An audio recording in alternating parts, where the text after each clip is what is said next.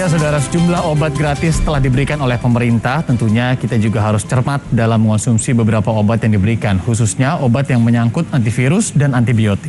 Untuk membahasnya sudah bergabung bersama kami Profesor Zubairi Jurban, Ketua Satgas COVID-19 ID. Selamat pagi, Prof. Selamat pagi, Mas. Oke, bergabung juga bersama kita, Prof, ada Dr. Purnawati Sujud, pendiri dan penasihat Yayasan Orang Tua Peduli, yang juga praktisi rational use of medicine untuk membahas mencermati penggunaan obat khususnya antibiotik bagi pasien COVID-19. Dr. Purnawati, selamat pagi.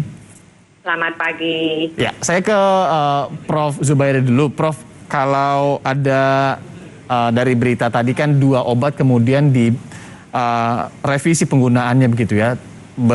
Mengacu juga kepada WHO atau Badan Kesehatan Dunia. Ini adalah oseltamivir dan juga azitromisin. Kalau pendapat Anda, Dok? Iya, jadi oseltamivir memang obat bagus untuk influenza, tapi obat virus, tapi untuk influenza bukan untuk COVID-19.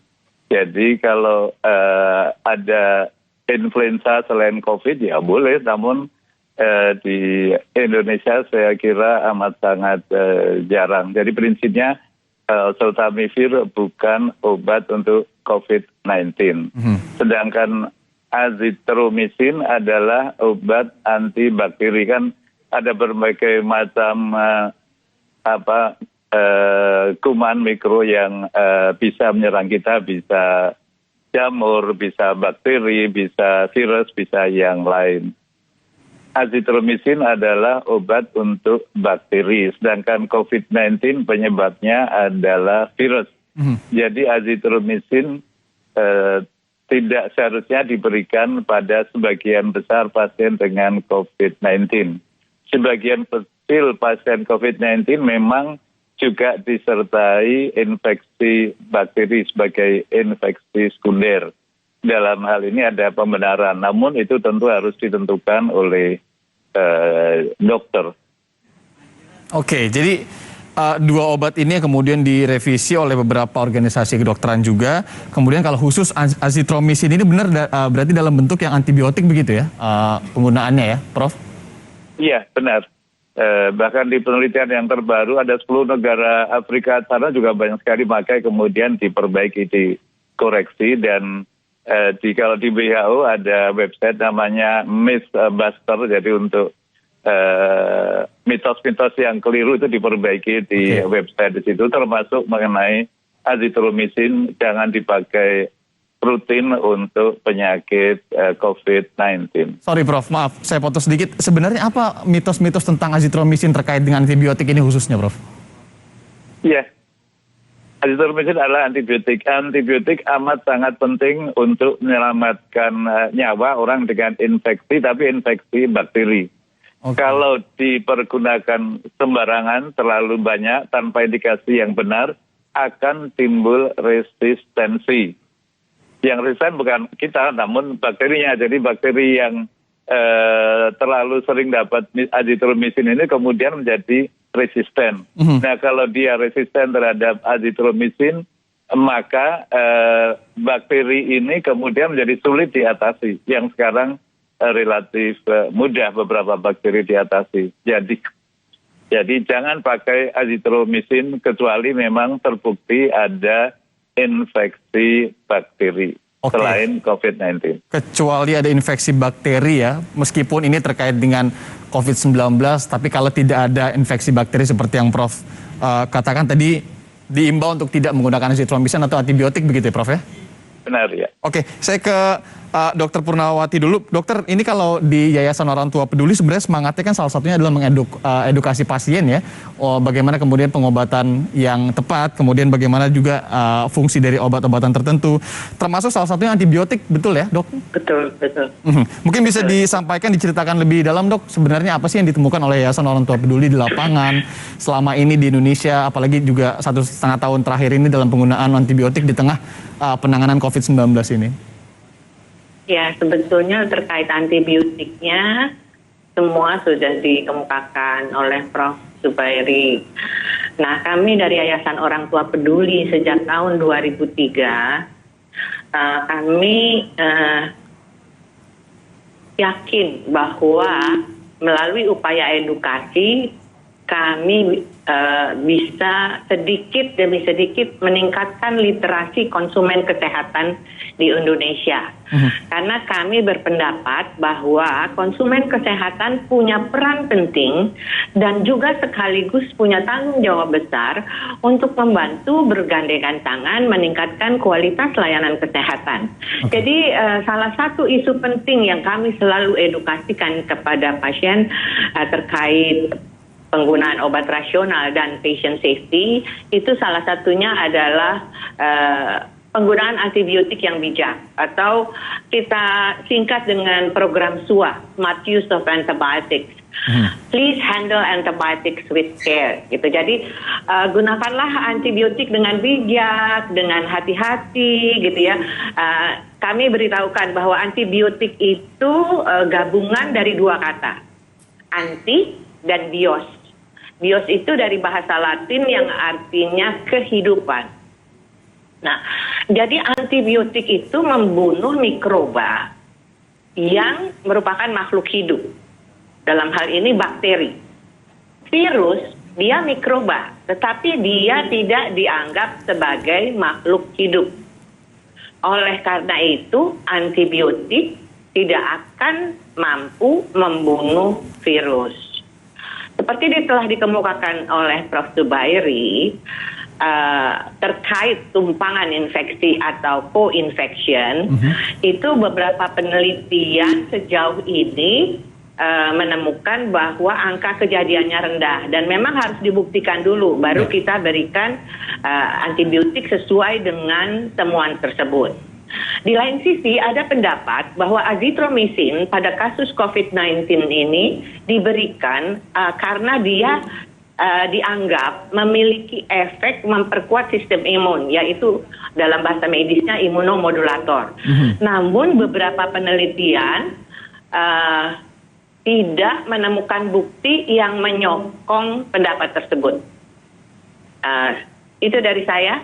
Oke, jadi kalau dengan fenomena belakangan nih dok, 1,5 tahun ke belakang terkait dengan COVID-19, beberapa pasien COVID-19 juga ditemukan ada pemberian antibiotik ya, baik sebagai pengobatan, kalau tadi sebagai pengobatan jelas harus ada gejalanya, harus ada resep dokter, tapi ini juga maupun sebagai pencegahan begitu dok. Tanggapan Anda? Ada tempat di mana antibiotik diberikan sebagai upaya pencegahan, ya.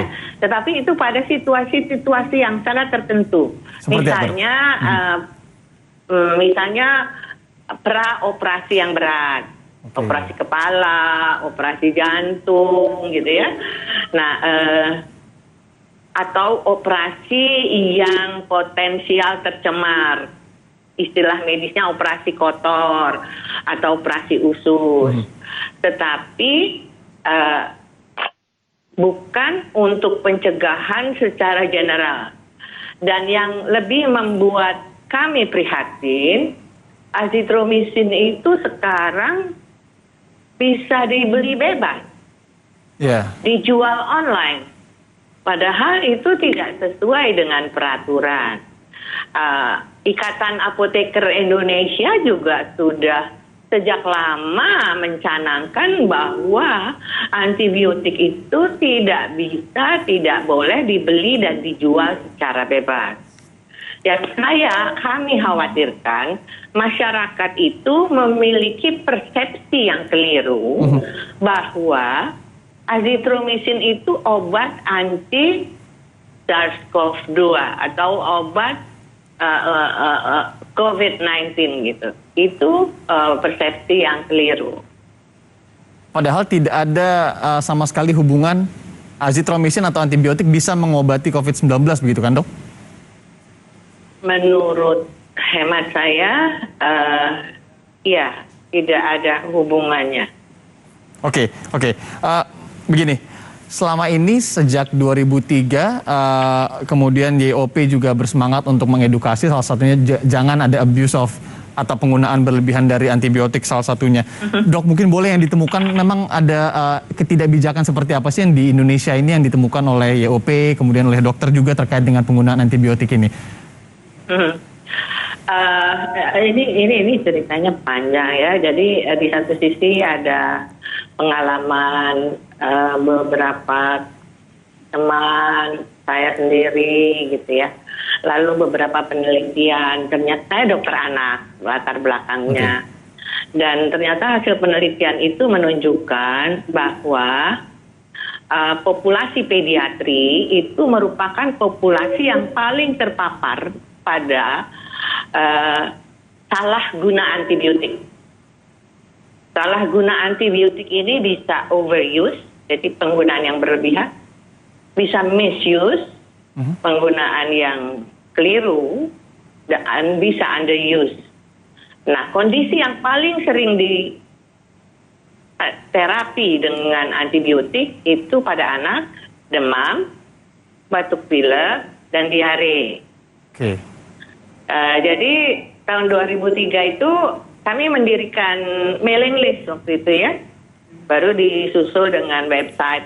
Intinya adalah mengajak masyarakat untuk merenung, untuk berpikir, untuk menjadi a thinking community, gitu ya, bahwa antibiotik is a very powerful medicine, bahwa antibiotik itu salah satu karunia Tuhan yang luar biasa, ya, bahwa kita harus sangat bersyukur dan harus mempergunakannya dengan sangat bijaksana, gitu. Jadi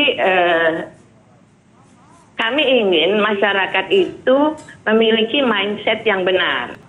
Jangan sampai menganggap antibiotik itu seperti magic bullet.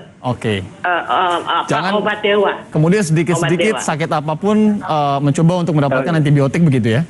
Betul. Betul. Saya ke Prof. Zubairi. Prof, terlepas dari COVID-19 kita juga sering ya mendengar dan juga mengalami bahwa dokter juga sering kali ini, kalau ini dari posisi dokter begitu ya, kalau tadi pasiennya yang kemudian mencari sendiri antibiotik, ini dari sisi dokternya yang memberikan antibiotik pada pasien apapun penyakitnya begitu. Apakah ini bisa dibenarkan, Prof?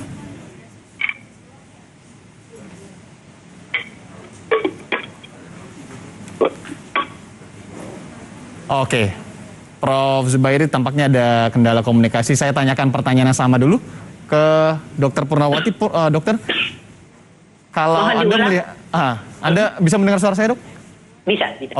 Kalau Anda melihatnya seperti apa, Dok? Karena banyak juga ya, tidak hanya mungkin kalau yang kita pahami dalam 1,5 tahun di masa pandemi ini sering mendengar bahwa antibiotik ini digunakan sering sekali diberikan kepada pasien juga.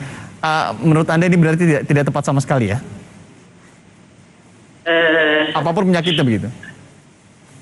Saya sangat menghargai semua upaya yang dilakukan oleh berbagai pihak, termasuk oleh pemerintah, niatnya baik gitu. Tetapi yang namanya panduan itu kan sifatnya dinamis, selalu berubah. Nah, itu sebabnya panduan, kami harapkan panduan penanganan nasional nanti tidak lagi mencantumkan ke azithromycin sebagai obat paket rutin, di mana semua yang COVID positif itu diberikan. Kelihatannya Prof. Zubairi sudah mulai lagi, bisa? Tadi suaranya hilang. Iya, tadi suaranya hilang. Prof, bisa dengar suara saya, Prof? Sudah jelas. Sudah ya. Tadi saya melanjutkan pertanyaan ini, Prof. Terlepas dari COVID-19 ini kan kita juga sering mendengar ya dan mengalami bahkan karena kan begini, kondisinya kan pasien yang isoman ini juga membutuhkan obat-obatan yang mereka anggap bahwa ini perlu untuk mereka begitu. Tapi banyak juga yang meresepkan antibiotik tanpa tahu gejalanya ini apakah gejala yang tepat atau tidak begitu pada pasien. Sebenarnya penggunaan antibiotik ini pada pasien apapun penyakitnya berarti kan tidak bisa dibenarkan. Begitu, Prof, ya? Ya, pada umumnya tidak dibenarkan untuk mengobati COVID-19 dengan antibiotik, khususnya dengan azithromycin. Tapi juga harus dipahami dulu banyak dokter, banyak masyarakat, banyak pemerintah juga tidak tahu mengenai masalah ini sehingga terlanjur banyak digunakan. Sekarang stop. Sekarang tidak boleh lagi. Kecuali kalau terbukti ada infeksi bakteri sebagai tambahan di luar infeksi virus corona. Oke, baik. Sampai situ dulu. Nanti setelah jeda, saya akan juga tanyakan kepada Dr. Purnawati dan juga Prof. Zubairi, apa sebenarnya dampaknya ini jika pasien minum antibiotik tanpa resep dokter dan tanpa gejala-gejala yang sebetulnya ini bisa diobati oleh antibiotik. Dan juga edukasi tentunya terkait COVID-19. Kita masih akan kembali dengan perbincangan ini. Saudara, jangan kemana-mana, tetap di Sapa Indonesia Akhir Pekan.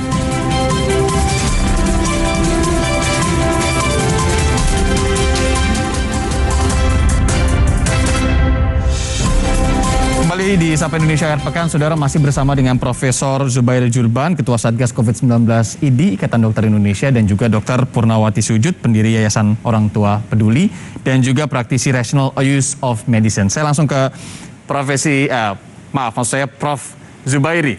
Prof, tadi kita sempat membahas sedikit apa sebenarnya dampak jika pasien ini, tidak COVID-19 ya, jika seorang pasien sakit kemudian minum antibiotik tanpa resep dokter yang benar, tanpa anjuran dokter yang benar, ini akan menyebabkan resistensi kepada bakterinya. Jadi secara singkat, nanti ketika bakterinya ada lagi, minum antibiotik nggak ngaruh begitu ya, Prof? Tidak mempan dan bisa bikin kegawatan. Bisa bikin kegawatan? Ya. Kegawatan ini dalam arti misalkan kita positif COVID-19, amit-amit, dengan penggunaan yang salah dengan antibiotik ini bisa memperparah? Efeknya kemudian, jadi setelah beberapa waktu, beberapa bulan kemudian kan bakterinya akan menjadi resisten. Jadi bakteri ini kan makhluk yang ingin bertahan hidup. Jadi dia kalau sering dipapar dengan antibiotik, kemudian apalagi kalau dosisnya tidak benar, maka bakterinya akan membuat dirinya menjadi tidak mempan lagi kalau kemudian terpapar antibiotik yang sama. Jadi akan menyebabkan masalah di kemudian hari yang amat serius. Namun kalau menyebabkan kematian, sekarang ini kelihatannya tidak. Penyebab kematian lebih ke arah pasien yang harusnya dirawat namun isolasi mandiri. Karena begini, Prof, banyak juga informasi banyak yang meninggal ketika melakukan isolasi mandiri setelah terkonfirmasi positif COVID-19, kemudian ditemukan ini ya memang tidak ada orang-orang yang bisa dimintai bantuan lah begitu. Apakah kemudian dengan menggunakan antibiotik ketika COVID-19 ini bisa memperparah kondisi pasien tersebut, utamanya bagi yang positif COVID-19, meskipun gejalanya tidak berat gitu? Iya, jadi gini, orang yang tanpa gejala maupun yang gejalanya ringan, itu kalau di ronsen ada beberapa yang ditemukan pneumonia. Nah, karena ada pneumonia ini kemudian harusnya dirawat di rumah sakit. Namun karena rumah sakit penuh, pasien dirawat di rumah sehingga pasien kemudian minum antibiotik karena amat percaya pada antibiotik, dia tidak mendapatkan pengobatan yang seharusnya. Jadi misalnya apa yang seharusnya, misalnya obat-obat antivirus, favipiravir, ataupun kalau dirawat dengan suntikan dengan remdesivir, ataupun kalau sebetulnya kalau di rumah juga perlu diperiksa pakai oximeter. Jadi kalau saturasi oksigennya turun, apalagi di bawah 92, perlu tambahan oksigen. Kalau tidak diberi oksigen berbahaya. Dan kalau perlu oksigen, perlu tambahan satu obat lagi yang tidak diberikan di rumah, yaitu misalnya dengan dexamethasone untuk pasien yang perlu oksigen, itu dexamethasone lumayan menolong. Obat yang murah namun menolong untuk pasien yang kondisi khusus. Oke, Prof, sebelum ke Dr. Purnamawati, ini Anda memiliki anjuran atau imbauan nggak kepada mereka atau saudara-saudara kita yang tengah menjalani isolasi mandiri? Apa sih sebaiknya yang dilakukan ketika seorang pasien positif COVID-19 dan harus atau terpaksa ini menjalani isolasi mandiri karena mungkin tidak bisa dirawat karena penuh dan sebagainya? Jadi kalau orang isolasi mandiri perlu dua hal, satu ronsen paru, kedua saturasi oksigen diperiksa pakai oximeter yang murah itu. Nah, kalau tidak ada pneumonia di ronsennya, kemudian saturasi oksigennya normal, aman. Jadi tidak minum obat apapun, tidak ada masalah. Dan ini berlaku untuk sebagian besar pasien isolasi mandiri. Namun kalau isolasi mandiri kemudian ada gejala misalnya batuk-batuk terus, panas tinggi, sesak nafas, atau ronsennya ketemu ada pneumonia, atau saturasi oksigennya rendah banget. Oke, kita terputus lagi, Prof. Maaf, penjelasannya sebenarnya sangat menarik tadi ya, dan mungkin bisa nanti diulangi lagi karena audionya kembali terputus. Saya pindah dulu ke Dr. Purnamawati. Dokter, 2003 sampai sekarang Anda mengedukasi juga pasien terkait obat antibiotik salah satunya. Menurut Anda sendiri kalau mungkin bisa ditambahkan, dampak terburuk penggunaan antibiotik secara berlebihan kepada seorang pasien dan pasien COVID-19?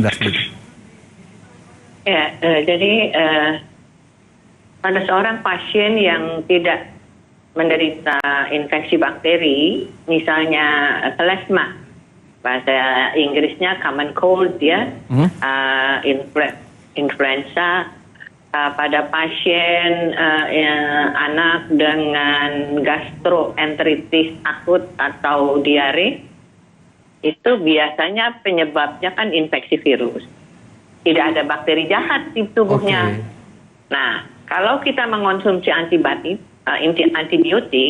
maka yang akan dibunuh adalah bakteri baik di tubuh kita. Karena 1,5 kilogram dari tubuh orang dewasa atau 20% dari tubuh kita itu isinya adalah bakteri baik. Gitu. Nah, ketika bakteri baik ini terus-menerus diserang, yang namanya makhluk hidup itu oleh Tuhan diberikan kemampuan untuk survival. Mereka akan mengubah dirinya. Mereka akan bermutasi. Nah, salah satu mutasinya adalah menyebabkan antibiotik yang tadinya bisa membunuh kuman A, karena kuman A ini sudah berubah bentuk, maka antibiotik itu menjadi tidak lagi poten. Oke. Nah, sehingga satu saat ketika si pasien benar-benar membutuhkan antibiotik, benar-benar pneumonia karena bakteri, sulit mencari antibiotik yang masih bisa membunuh si bakteri. Jadi diprediksi apabila kita tidak mengubah pola pikir kita, tidak mengubah perilaku kita, diprediksi pada tahun 2050 itu sedikitnya 10 juta kematian akibat resistensi terhadap antimikroba. Okay. Ya. Jadi kita itu akan masuk ke pandemi yang lain. Pandemi, tsunami, karena bakteri sudah resisten terhadap antibiotik. Kita akan terpelanting ke era sebelum antibiotik ditemukan oleh Alexander Fleming. Era kegelapan, di mana manusia mati muda karena infeksi bakteri. Oke, dokter, begini, mungkin bisa juga untuk menjadi imbauan kepada tim Satgas mungkin atau pemerintah, karena kemarin sempat diberikan dalam paket yang akan diberikan secara gratis begitu ya kepada masyarakat. Ini ada antibiotik salah satunya tanpa melihat begitu kan bagaimana gejala yang dialami. Mungkin Anda bisa memberikan masukan terkait dengan penggunaan antibiotik di Indonesia, dokter? Sebetulnya 5 organisasi profesi sudah memberikan masukan. Saya mungkin mewakili konsumen kesehatan di Indonesia. Prof. Zubairi mewakili organisasi profesi tenaga kesehatan di Indonesia. Dari pihak kami berharap agar kebijakan ini untuk tidak memberikan antibiotik ini, termasuk azitromisin, itu sampai ke lapangan gitu. Oke. Jangan sampai kebijakannya sudah ada, tetapi di lapangan antibiotiknya masih dibeli bebas. Dan kedua, sosialisasi. Saya ingin ada sosialisasi sehingga masyarakat itu paham. Azitromisin itu bukan obat COVID. Apalagi ya, salah satu concern kami terkait azitromisin untuk jangka pendek, dia meskipun jarang, dia bisa menimbulkan efek samping pada irama jantung. Dia bisa memperpanjang QT interval. Jadi kami harapkan kebijakan pemerintah yang sampai ke lapangan. Kedua, sosialisasi baik kepada semua pemangku kebijakan maupun sosialisasi terhadap konsumen kesehatannya. Oke, baik. Saya lanjut ke Prof. Zubairi. Prof, tadi kepotong sedikit saat menjelaskan terkait dengan anjuran Anda kepada pasien-pasien positif COVID-19 yang harus menjalani isoman. Tadi ada 2 hal yang penting, ronsen paru-paru dan juga mengukur saturasi oksigen. Tapi pada kondisi apa, Prof? Mereka-mereka yang isoman ini harus menggunakan antibiotik?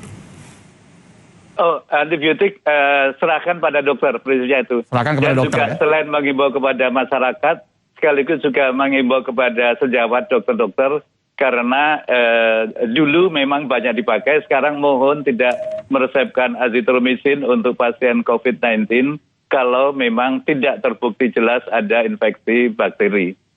Nah, untuk yang isolasi mandiri di rumah, tolong ronsen dan saturasi oksigen diperiksa. Kalau ada pneumonia hasil ronsen, harus ke rumah sakit. Rumah sakit penuh, minta obat di IGD rumah sakit COVID, IGD COVID di rumah sakit rujukan.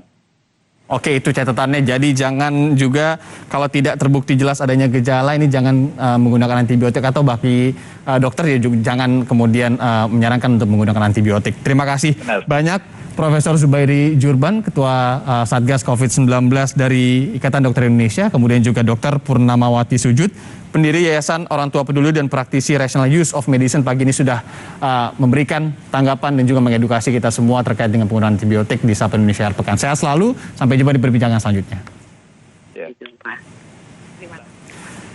Saudara, jangan kemana-mana, Sapa Indonesia Akhir Pekan masih akan kembali usai jeda berikut ini, tentunya dengan sejumlah informasi, salah satunya ini terkait tim SAR Pontianak yang menambah daftar pencarian korban hilang tenggelamnya 16 kapal nelayan di perairan Kalimantan Barat. Laporannya kami hadirkan usai jeda.